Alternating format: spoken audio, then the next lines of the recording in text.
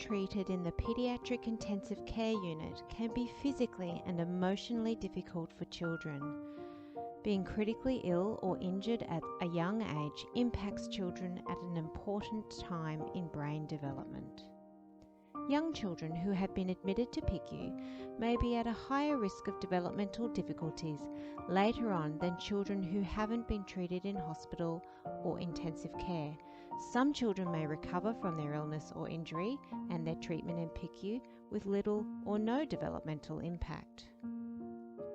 Others may struggle with physical, social, emotional, behavioural, cognitive and communication skills and development, which may impact on their schooling, friendships and family functioning by the time they start school if they are not identified early and don't receive the right support. Research conducted with the past Queensland Children's Hospital PICU patients and their families showed that 1/3 of patients reported concerns about the neurodevelopment of their child, their current family's functioning, and a decreased quality of life after PICU. Parents reported being most concerned about their child's quality of life, functional recovery, and emotional distress. At the moment, except in specific groups, Queensland does not provide any follow-up services to check in and see how children and families are doing after a child's severe illness or injury. The research team at the Queensland Children's Hospital are conducting a research study to find out the best way to follow up children after a PICU admission. They want to identify any difficulties children might be having and ensure that children with challenges are referred to the appropriate support services. So what does this mean for you? If your child is aged under 4 years and would not usually be offered any follow-up after PICU or hospitalisation, you are invited to participate in the DAISY study. The DAISY study will compare 2 different types of post-PICU follow-up. If you choose to participate in the study, your family will have a 50% chance of receiving online screening and GP follow-up.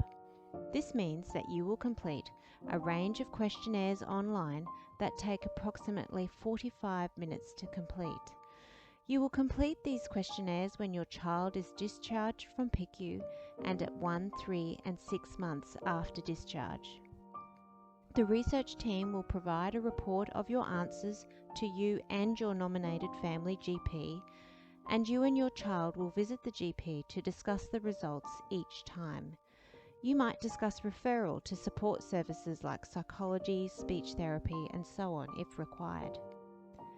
You also have a 50% chance of receiving regular information, which involves you receiving an information brochure including what to be aware of and suggestions for who to contact if you're concerned.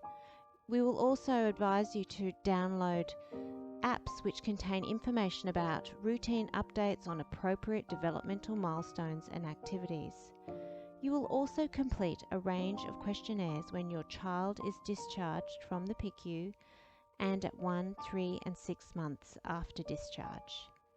No matter which group you are in, at the end of the study, we will invite you to tell us your experience and thoughts of the follow-up process. We do not currently know which is the best way to follow up children after PICU admission. Both types of monitoring and screening offered in this study have advantages. You will not be able to select which group you would like your child to be in. So what are the possible benefits of participating in DAISY? This study may not benefit your child directly. However, it will help us investigate which method of follow-up monitoring and screening is best, and which children might be more likely to have more neurodevelopmental vulnerability when they reach school age. This can help us to provide better care to families in the future. This study is the first intervention study ever to be conducted in the field of PICU follow-up, and could lead to significant improvements in long-term outcomes for children following critical illness. If you are interested to know more, our study team is happy to sit down with you to answer any questions you might have.